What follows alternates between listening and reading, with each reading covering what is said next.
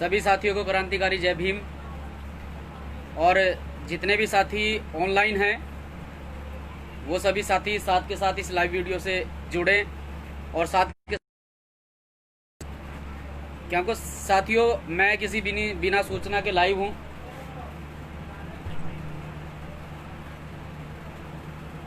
मैं अभी किसी बिना सूचना के लाइव हूँ तो माफ़ी चाहूँगा।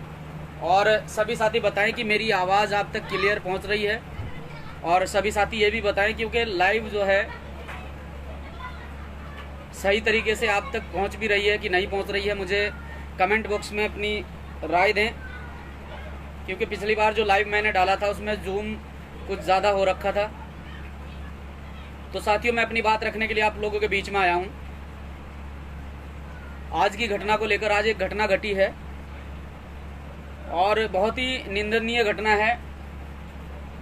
और सबसे पहले मैं अपने क्रांतिकारी भाई भीम आर्मी के क्रांतिकारी जाबाज योद्धा जो ग्वालियर से हमारे पारस भाई,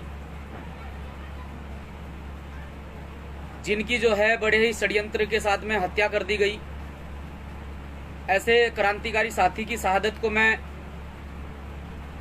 क्रांतिकारी सैल्यूट पेश करता हूं कि ऐसे ऐसे क्रांतिकारी साथी समाज में हैं। लेकिन साथियों कब तक चलेगा कि हमारे लोगों को मारा जाएगा, पीटा जाएगा, हमारे लोगों को प्रताड़ित किया जाएगा और हम चुप्पी करके हाथ पे हाथ धरे बैठे रहेंगे। बिल्कुल चलने वाला नहीं है। किसी भी प्रकार से कोई भी परवाह ना करें, क्योंकि समाज में इक्का दुक्का दलाल टाइप के लोग होते हैं, उनकी परवाह ना करें और अपने कार्य को अंजाम दें, समाज के साथ खड़े हों। आज की घटना के बारे में बताता हूं, क्योंकि मेरा लाइव आने का सिर्फ और सिर्फ आप लोगों को बताया मुख्य कारण यह है कि कुछ देर पहले एक मैसेज चला था और लोग उसे शेयर भी कर रहे हैं कि महक भाई के साथ कोई झगड़ा नहीं हुआ है। ये झगड़ा मेरे साथ नहीं था। एक कस्बा पड़ता है लंढोरा, और लंढोरा कस्बा में एक जो है ईंट भट्टा पड़ता है, भारत ईंट भट्टा। उस पर जो है बाहर के कुछ मजदूर कार्य कर रहे हैं जो लॉकडाउन में पूरी तरह से वहां फंसे हैं, और जो भट्टा मालिक है उनसे जबरदस्ती कार्य करा रहा है। और आज अगर उन्होंने अपने पूरे लॉकडाउन में जो काम किया है 12-12 1-1 बजे तक उन लोगों ने मेहनत की है, अगर आज उन लोगों ने पैसे मांगने का काम किया तो उस ईंट भट्टा मालिक ने जो है उन लोगों के साथ में मारपीट की। और उनके जो मुंशी हैं वो सवर्ण जाति से वास्ता रखते हैं। जाति कोई भी हो, मुझे कोई फर्क नहीं पड़ता है। गलत करने वाले व्यक्ति के हमेशा मैं खिलाफ रहता हूं। मेरे जितने भी साथी हैं वो सभी खिलाफ रहते हैं। तो इसकी जानकारी दीपक हमारे क्रांतिकारी साथी है बिजोली से, उनके द्वारा हमें दी गई। हम लोग तत्काल जो है ऑन स्पॉट पर पहुंचकर हमें वहां जानकारी मिली, जिस तरह से वहां माहौल देखने को मिला। तो जो लोग वहां पर थे, जब हम वहां पर पहुंचे, हमने जानकारी ली तो पूरी तरह से उन लोगों की गलती निकली। और पूरी तरह से देखिए, अगर कोई कार्य करना है तो उसे सही तरीके से सही समय पर सटीक समय पर किया जाए।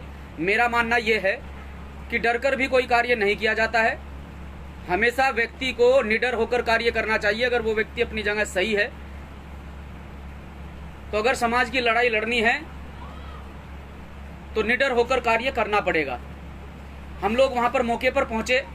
पुलिस प्रशासन हमसे पहले वहां पहुंच जाता है, मामले को शांत कराता है। फिर पुलिस के सामने मामला आता है, हम लोग वहां पर बैठते हैं और हमने पूरी तरह से उन लोगों के सामने उन्हें चेतावनी देते हुए कहा है कि कान खोलकर सुन लीजिए। और लाइव वीडियो के माध्यम से भी कह रहा हूं, वो किसी भी समाज का व्यक्ति हो, हम उसका सम्मान करते हैं। बड़ा हो बुजुर्ग हो, हम उसका सम्मान करते हैं, तहे दिल से सम्मान करते हैं। लेकिन अगर कोई व्यक्ति हमारी जाति को लेकर जातिगत, मैंने ये उसे भी कहा है कि मेरे पैर में चप्पल चमड़े की है और मारते मारते भूत उतार दूंगा। हम पूरी तरह से कह रहे हैं कि जिस तरह से जातिगत मानसिकता के आधार पर हमारे लोगों को प्रताड़ित किया जाता है, हमारे लोगों को मारा जाता है, ये सिस्टम कब तक चलेगा, कब तक आप लोग झेलते रहेंगे? बिल्कुल गलत है। तो सभी साथियों को कहना चाहता हूं कि साथियों, एक होकर इस लड़ाई को लड़ें, मजबूती से इस लड़ाई को लड़े। जिस तरह से आप आज सभी साथियों ने वहां पहुंचकर जो है अपनी एकता का परिचय दिया, भगवानपुर चंदनपुर से पूरी टीम वहाँ पर पहुँची, बिजौली से पूरी टीम वहाँ पर पहुँची, रवि भाई, रजत भाई और भी अन्य साथी वहाँ पर पहुँचे, सत्यम भाई, सचिन भाई, परवीन भाई, किरत भाई, संजय भाई, आदेश भाई, बहुत सारे साथी वहाँ पर पहुँचे, रिक्की भाई, देवराज भाई, बहुत सारे साथी वहाँ पर पहुँचे और पहुँचकर जो है पूरी तरह से उन मजदूरों का साथ दिया। और आज ही जो पिछले 1 साल से उनका पूरा हिसाब पेंडिंग में पड़ा था, भीम भारत एकता मिशन, भीम आर्मी भारत एकता मिशन के लोगों के पहुंचने से आज वो पूरा 1 साल का पेंडिंग का हिसाब उनका किया गया, पूरा किया गया। हमारे पदाधिकारी गण सब मौजूद रहे क्योंकि मैं वहां से निकल चुका था, मुझे एक और मामले में जानकारी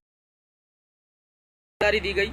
लेकिन साथियों, कोई भी साथी, मैं इस लाइव वीडियो के माध्यम से आप लोगों को बताना चाहता हूं और कहना चाहता हूं कि कोई भी साथी किसी भी प्रकार से अगर आपके साथ में किसी क्षेत्र में भेदभाव होता है, कोई जातिगत आधार पर आप लोगों को प्रताड़ित करता है, तो उसका डटकर मुकाबला करें, डरे मत, क्योंकि भीम आर्मी भारत एकता मिशन के प्रत्येक साथी, प्रत्येक सिपाही आपके साथ खड़ा है। आदरणीय एडवोकेट चंद्रशेखर आजाद जी और उनके समस्त साथी आपके साथ खड़े हैं, बिल्कुल भी घबराने की आवश्यकता नहीं है।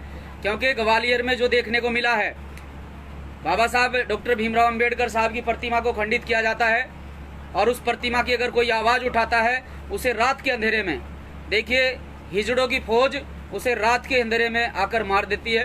तुम्हारा बाप बैठकर लाइव वीडियो के माध्यम से तुम्हें चैलेंज कर रहा है कि दिन में आओ, आमना सामना करो और अगर हिम्मत है तो एक लाइन खींच कर आ जाओ, हम तुम्हारा सामना करने के लिए भी तैयार है। लेकिन ऐसे नहीं कि तुम बिल्कुल पूरी तरह से, तुमसे अच्छे तो वो लोग हैं जो अभी मैंने शब्द कहे हैं, वो मैं अपने शब्द वापस लेता हूं। और वो कौन से शब्द मैं कहना चाहता हूं, एक जो है इस पूरे जाति समुदाय में एक जाति आती है किन्नर की, उस पर मैंने जो बोला है वो शब्द मैं अपना वापस लेता हूं। क्योंकि तुमसे अच्छे तो वो लोग हैं जिसे किन्नर कहा जाता है, जिसे हिजड़ा कहा जाता है, तुमसे अच्छे वो लोग हैं। तुमसे अच्छी प्रवृत्ति उन लोगों की है कि वो कभी किसी पर भी अन्याय नहीं करते हैं, जुल्म नहीं करते हैं, अपनी मेहनत की कमाई खाते हैं, कमाते हैं, किसी को परेशान नहीं करते हैं। लेकिन तुम लोग, तुम किस प्रवृत्ति के लोग हो ये मैं नहीं जानता, क्योंकि तुम सिर्फ और सिर्फ बुजदिलों की तरह रात के अंधेरे में आकर हमारे निहत्थे बच्चों पर वार करते हो, झुंड में आते हो, सूरों की तरह आते हो और हमारे निहत्थे बच्चों पर वार करते हो। हिम्मत है तो आमने सामने से आ जाओ।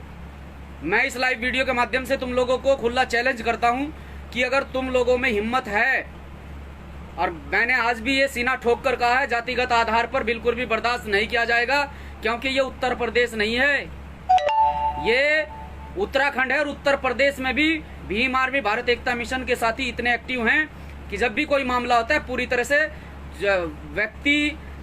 से उस व्यक्ति को सजा दिलवाने का काम करते हैं जो गलत कार्य करता है। तो मान्यवर, ये दिमाग से गलत फहमी निकाल देना, क्योंकि जो ईंट भट्टे वाला है वो भी उत्तर प्रदेश का रहने वाला है। उसे लगता है कि जिस तरह से वहां का माहौल बनाकर हमारे लोगों को जो है प्रताड़ित किया जाता है, उत्तराखंड में भी ऐसा ही हो जाएगा। उत्तराखंड में तुम्हारे बाप बैठे हैं, अभी उत्तराखंड में तुम्हारे बाप बैठे हैं, समाज के लिए जान न्यौछावर है। उत्तराखंड में अभी तुम्हारे बाप बैठे हैं और समाज के लिए इन सभी साथियों की जान न्यौछावर है। समाज को बिल्कुल भी किसी भी प्रकार से अगर परेशान करोगे तो मुंह की खाओगे, इतना याद रखना। जिस तरह से तुम्हें आज कहा है, और मैं फिर कहता हूं, अगर समाज पर किसी भी प्रकार से जातिगत आधार पर टिप्पणी करोगे तो चप्पल चमड़े की है पैर में, मारते मारते तुम्हारा भूत उतार देंगे। लेकिन साथियों, जिस प्रकार से इन लोगों की मानसिकता आप देख लीजिए, जिस प्रकार से हमारे क्रांतिकारी योद्धा पारस भाई को मार दिया गया रात के अंधेरों में, इन लोगों ने इतनी बुजदिली दिखाई है। ये मर्दों वाले काम नहीं है, ये मर्दों वाले काम नहीं है जिनका मैंने नाम लिया था। तुम उनसे भी परे के हो, जो रात के अंधेरे में आकर एक निहत्थे बच्चे पर वार करते हो और झुंड में आते हो सूरों की तरह। हिम्मत है तो दिन के उजाले में आओ और आमने सामने से आओ, देखेंगे तुम में कितना दम है और हम में कितना दम है। एक बच्चे को, एक निहत्थे बच्चे को आकर तुम मार देते हो। लेकिन इतना कहना चाहता हूं, पहुंचने दो आदरणीय एडवोकेट चंद्रशेखर आजाद को ग्वालियर में।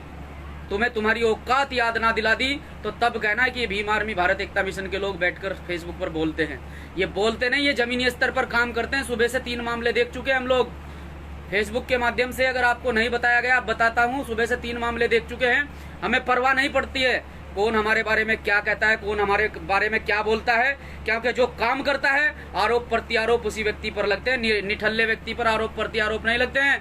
आरोप प्रत्यारोप से मत घबराओ, उठो, घर से उठकर आओ और इस समाज की आवाज को बुलंद करो। इस समाज को जो है एक नई दिशा देने का काम करो और इस समाज को मजबूत बनाने का काम करो। और जो साथी इस लाइव वीडियो को देख रहे हैं, साथियों, बहुत हो चुका अत्याचार, बहुत हो चुका जुल्म, अब जुल्म सहने का समय चला गया है। मैं इस लाइव वीडियो के माध्यम से जितने साथी मुझसे जुड़े हैं, मैं खुला आप लोगों को बता देना चाहता हूं कि अगर कोई व्यक्ति आपके साथ में अभद्र भाषा में बात करता है तो उसी की भाषा में उसे जवाब दो। अगर कोई व्यक्ति आप पर हाथ उठाने का काम करता है, उसी की भाषा में उसे जवाब दो। अगर हमारे समाज के व्यक्ति पर कोई भी निहत्थे व्यक्ति पर वार करता है तो उसी की भाषा में उसे जवाब दो। अगर कोई व्यक्ति हमारे समाज पर गोली चलाने का काम करता है तो उसी की भाषा में उसे जवाब दो। 10,000 20,000 का मोबाइल खरीदना बंद कर दो। मैं फिर कहता हूं कि अपने संसाधन बनाओ, अपने घरों में व्यवस्था करो। कल को तुम्हारे साथ भी हो सकता है, आज पारस के साथ हुआ है, कल तुम्हारे साथ भी हो सकता है। तो 10-20 हजार का मोबाइल खरीदने से अच्छा है उस पर चैटिंग करने से, टिकटॉक चलाने से, व्हाट्सएप चलाने से और फेसबुक पर भ्रांति फैलाने से कभी समाज नहीं जुड़ता है। आज यहाँ दर्द है, यहाँ टीस है, इसलिए बोल रहा हूँ 10-20 हजार का मोबाइल खरीदने से अच्छा है कि अपने घर में ऐसी व्यवस्था करें कि समय आने पर आप गोली का जवाब गोली से, लाठी का जवाब लाठी से दे सके। हर प्रकार से मजबूत होने का काम करें, क्योंकि ये हमारे लोगों को दिन पर दिन मारते जाएंगे, प्रताड़ित करते जाएंगे और हम देखते रहेंगे। नहीं, जिस क्षेत्र में भी यह मामला है वहां की टीम इस मामले को संज्ञान में ले और इस मामले को संज्ञान में लेकर जल्द से जल्द दोषियों के खिलाफ सख्त से सख्त कार्रवाई कराए। और ग्वालियर का प्रशासन भी कान खोलकर सुन ले। जिस दिन भी आदरणीय एडवोकेट चंद्रशेखर आजाद जी का कोई भी आगाज होगा, कोई भी हमारे पास मैसेज होगा, उसी दिन दिखा देंगे कि भीम आर्मी के लोग किस प्रवृत्ति के हैं। तो साथियों, ये जो मामला ग्वालियर में हुआ है, ये मूर्ति पर एक बाबा साहब डॉक्टर भीमराव अम्बेडकर साहब की मूर्ति पर विवाद हुआ है। वहां पर जो है प्रतिमा को पूरी तरह से जो गंदी मानसिकता के लोग हैं उन लोगों ने जो है प्रतिमा को खंडित करने का काम किया और जो है उस भाई ने उसका विरोध किया। देखिए, प्रतिमाएं हर कहीं खंडित होती हैं। ये गलत मानसिकता के लोग, ये चिल्लर टाइप के लोग हर कहीं हैं, यहाँ भी हैं। लेकिन यहाँ आपके भाइयों ने इतना काम किया हुआ है, इतना रुतबा है भीम आर्मी का कि भीम आर्मी के सदस्य पदाधिकारी की तो बात दूर की रही, सदस्य के पहुंचने से पहले मूर्ति लग जाती है। लेकिन एक मामला यहाँ भी हुआ है। देखिए, जातिगत मानसिकता के लोग हर कहीं हैं।